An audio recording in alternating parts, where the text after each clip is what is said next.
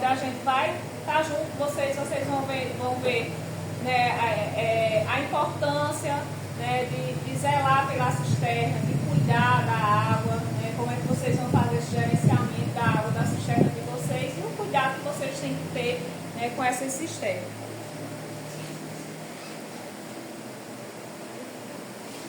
Então, nós temos aqui o Instituto Monan, né, que é o instituto que está responsável pela execução das cisternas aqui no município de Carnaíba, Cabira e Brejinho. Temos ali a ASA, né, o programa, a logomarca do programa do governo federal.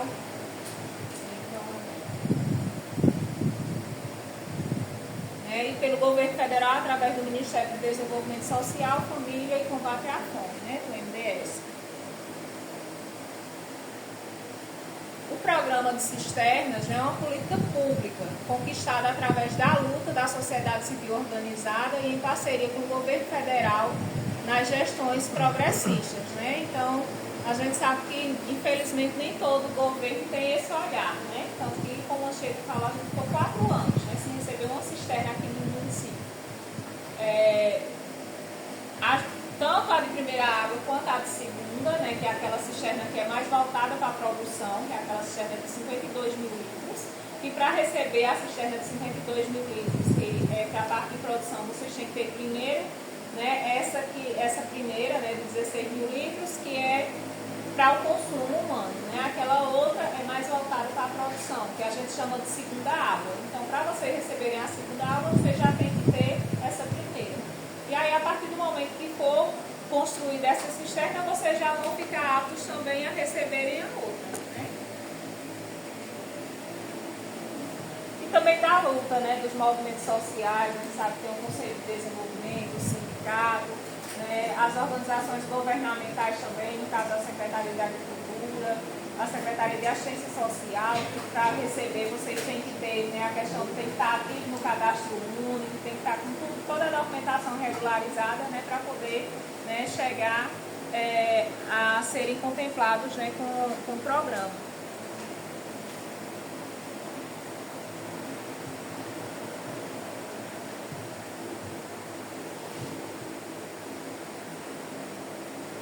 Então, essa questão da importância, né, de quem vive no semiárido, né, então a importância da cisterna, que mudou a vida de quem vive no semiárido, garantindo o direito de acesso à água de qualidade.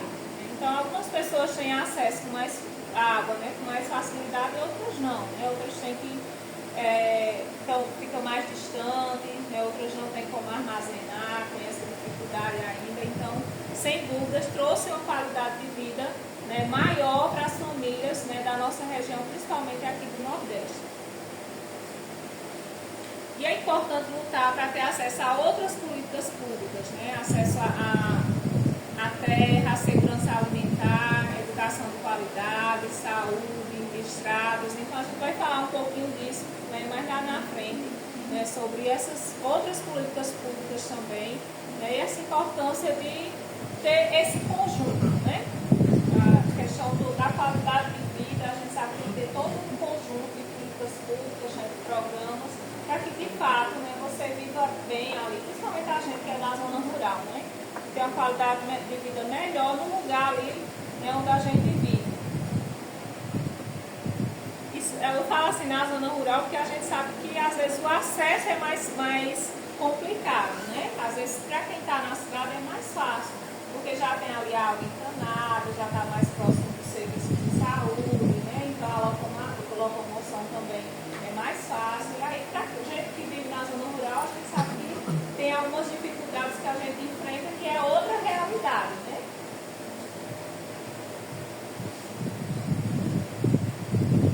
E a importância, né? É importante o envolvimento de todos. Então, como eu falei para vocês, é um conjunto, né? É uma parceria até chegar essa parte, essa etapa final da construção da cisterna, né? Tem todo um conjunto também, tem todas as etapas que vocês têm que seguir, né? Até chegar nessa fase final. Então, é importante o envolvimento dos beneficiários, que são vocês, das associações, lideranças comunitárias, organizações sociais, sindicatos, Conselho Municipal de Desenvolvimento Sustentável, do governo federal, através do MDS e do MDA, do poder público municipal, que tem dado todo o suporte também aqui no município. Né? A gente reconhece, né, coloca também, né, essa questão de que a gente tem recebido todo esse suporte, né, da prefeitura, através da Secretaria de Agricultura, através da Secretaria de Desenvolvimento Social, né, porque se não tiver nessa parceria do município, infelizmente, né, fica mais complicado. Eu não vou dizer que o programa não acontece, né, mas é mais difícil, ou ocorre de forma mais lenta, né, então esse suporte, né, é muito importante, né, do prefeito do município, dos secretários, né, para que o programa aconteça. As comissões municipais, né, que tem uma comissão específica de cisternas, que é onde a comissão faz esse levantamento, esse acompanhamento de onde é que ainda não chegou a cisterna, quem são essas famílias, que a gente faz esse acompanhamento junto ao Conselho de Desenvolvimento. E aí o presidente da associação diz que de vez em quando a gente pede, né, quantas famílias ainda não tem lá na sua associação, quantas famílias ainda não tem cisterna, né, qual a demanda da cisterna de primeira água, qual a demanda da cisterna de segunda água, porque a gente vai atualizando junto à comissão municipal e essa comissão é quem repassa, né, a demanda do município, né, para a ASA. Então, a Comissão Municipal ela é o principal instrumento de controle social e de acompanhamento do programa. Vai atuar em todo o processo, desde a seleção das famílias, capacitações, construção das cisternas e após a entrega. Então, para ir lá, para conferir, ou então, mesmo que vocês não vejam diretamente lá, né, mas a gente sempre pergunta, né, ao representante da associação que é que tem quem está mais próximo de vocês, né, lá na base, como é que está, se está tendo algum problema, e aí eles trazem e a gente vai ajustando, né? As cisternas de 16 mil litros, que é essa que vocês vão receber, né, que a gente chama também de primeira água. Então, Tabira, né, são 200 cisternas, brejinho, isso só pelo Instituto, viu? Pelo Instituto Monan. Então, Tabira está recebendo 200, né, brejinho 190 e Carnaíba, né, um total de 193 cisternas. E no final, 193 famílias serão contempladas, né, com a cisterna. E quais são as etapas? Né? O que é necessário para a família receber a cisterna? O cadastramento das famílias, que a gente, quem fez, ou foi o representante da associação, ou alguém do Instituto, mas vocês têm que ter esse cadastro. Né? As capacitações dos beneficiários, das comissões, dos pedreiros, então, toda essa etapa. Né? No caso, vocês já passaram pela parte de mobilização, né, que foi levado, trazer a demanda, né, de vocês para cá, para o conselho, né, a parte de capacitação que é hoje, né, que vocês estão fazendo hoje e amanhã, né, vão estar passando por essa etapa, e em seguida vocês vão receber os kits de materiais, né, e também continuando com o início da construção das cisternas, depois a entrega, e vocês assinam o termo de recebimento. Importante que vocês assinem o termo quando tiver tudo certinho, viu? Tiver tudo lá, já chegado, construído, está tudo ok, aí vocês vão e assinem o termo. Quais são os critérios de seleção das famílias, né? Então, povos e comunidades tradicionais são prioritários, né? Os critérios, primeiro, né? Famílias em situação de extrema pobreza, né? Conforme o decreto número 7492 de 2021, né, que no caso famílias que têm até meio salário mínimo por pessoa da família, famílias com perfil de Bolsa Família, então se a família recebe BPC, recebe Bolsa Família, então essa família já é prioridade, né? Se vier uma demanda menor, que não contemple todo mundo, então quando vai para as prioridades, essa família ela já pontua, né, na frente daquelas famílias que não recebem, né, que não estão nos programas sociais. famílias chefiadas por mulheres, famílias com maior número de crianças de 0 a 6 anos. Então, vai tendo aí os critérios de pontuação. Nessa de primeira água, até pouco já tinha sido assim, implementado uma quantidade maior dos municípios, então tem uma concorrência, né, que é natural, mas não é tão grande quanto a outra, né, de segunda água. Como foram construídas poucas, então a gente vê que muitas vezes o presidente da associação tem que ir para o sorteio, né, tem que ver ali formas de seleção, né, dessas famílias, porque infelizmente não chega uma quantidade, né, que é suficiente para atender a toda a demanda da comunidade. Então, famílias que têm pessoas com deficiência, famílias que têm crianças com idade escolar, famílias chefiadas por idosos, então todos esses são prioridades dentro do programa. E aqui a gente tem a diferença, né, de uma região seca e uma região, né, em convivência com o semiárido. Então, uma região mais seca, né, que a nossa região ela é considerada como... Algumas pessoas dizem, não, que aqui é seco, mas na verdade a nossa região ela é semiárida, porque ela chove, né? Tem um período de estiagem, mas também tem um período que a gente chama de período de inverno, né? Então, temos aqui, na região seca, tem uma escassez maior de alimentos, né, porque chove pouco. Aqui a gente tem o quê? A adaptação às mudanças do clima, né, que é na convivência com o semiárido, então que algumas espécies conseguem, né, se adaptar, né, a esse clima nosso, né, então, esse clima do semiárido, né, como, por exemplo, desde a fauna, da flora, né, principalmente algumas espécies de plantas, né, da caatinga, né, que é o nosso bioma. E também, né, e principalmente as espécies que são naturais, né, da caatinga, as plantas que são daqui. E quando você traz uma planta que é de outro bioma, às vezes ela não consegue sobreviver, ela tem uma dificuldade maior ali de sobreviver entre as outras, porque ela já vem de outro habitat, né, digamos assim, de outra realidade. Sofrimento das pessoas e dos animais, né, uma região muito seca, então a dificuldade maior, né, principalmente para a questão dos animais, né, de alimentos, de água.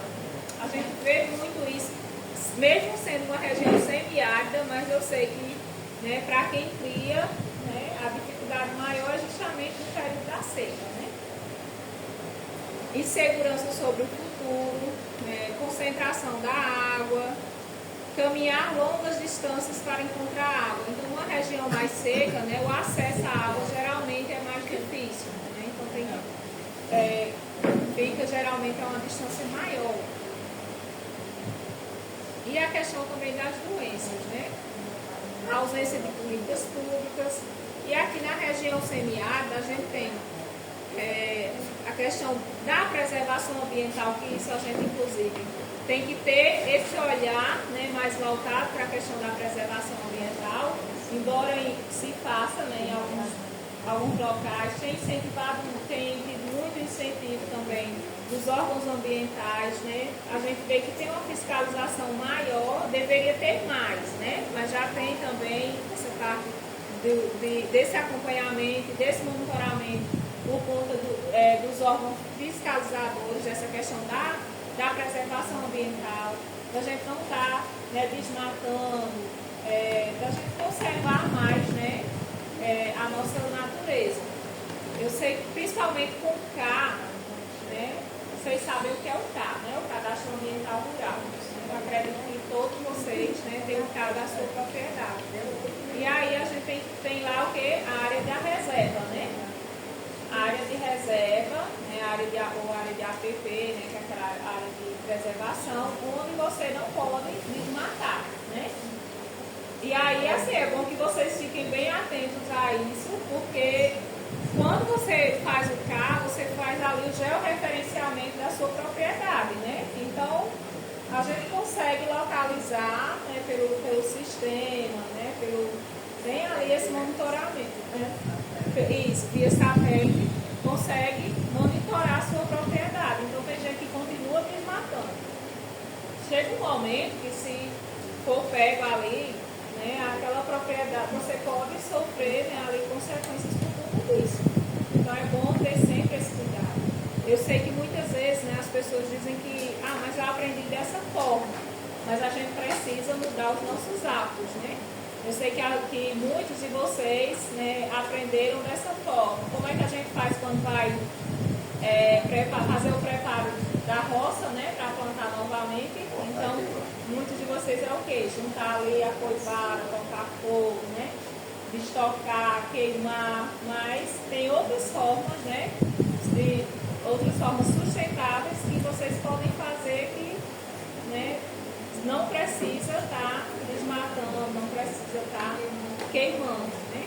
Tem outras alternativas. E é bom que vocês fiquem muito atentos a isso, porque já teve casos, por exemplo, na Diretoria do Meio Ambiente, eu receber do IBAMA, né, terrenos que foram embargados. E o que é que acontece quando embarga? Aquele terreno, né, ele fica sem ter praticamente nenhuma utilidade, né? Assim, porque você vai continuar plantando normal, mas se você precisar de um licenciamento, você não vai ter. Se você precisar de energia, você não vai ter.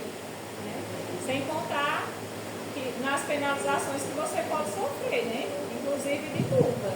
Então, assim, é bom ficar bem atento. Pegue lá o CRAD do seu terreno, veja qual é a área de preservação que você deixou e realmente preserve, né? A gente vê, tem mudado muito o clima. Cada ano a gente tem sofrido mais, né? Principalmente nesse período. Né? Então, se a gente não começar a mudar nossos hábitos, a gente está caminhando aí para a extinção, né, de várias espécies, inclusive de um risco da gente não conseguir sobreviver, né? Porque afeta muita coisa, né? Inclusive a produção de alimentos. Então, assim, é bom que a gente fique atento, que a gente buscar preservar mais, cuidar mais do nosso terreno, cuidar mais das nossas fontes, né, dos rios, das nascentes, para que a gente deixe também aí um ambiente melhor, né, para os nossos também, para os nossos filhos, para os nossos netos, né, futuramente, porque da forma que está indo, né, o planeta cada dia esquentando mais e a gente está sentindo isso, né, principalmente nesse período agora. E nesse momento a gente vê o quanto que está quente aqui a sala, né? E é porque tem algumas árvores aqui em volta. Imagina se não tivesse, né? Estaria bem mais quente. É o planejamento e o uso racional da água, né? Que você planejar ali a quantidade de água que você vai utilizar, não desperdiçar, fazer o gerenciamento dessa água, né? E o que é isso? Eu posso utilizar uma água que eu usei para lavar uma louça, né? Já para outra coisa. Então já também economizar, né? Usar de forma, fazer o uso racional da água. Né? Isso é importante também.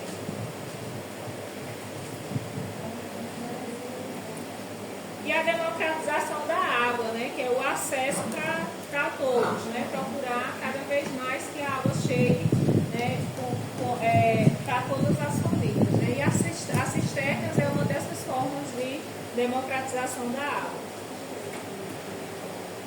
E também fazer a integração dessa política com outras políticas públicas.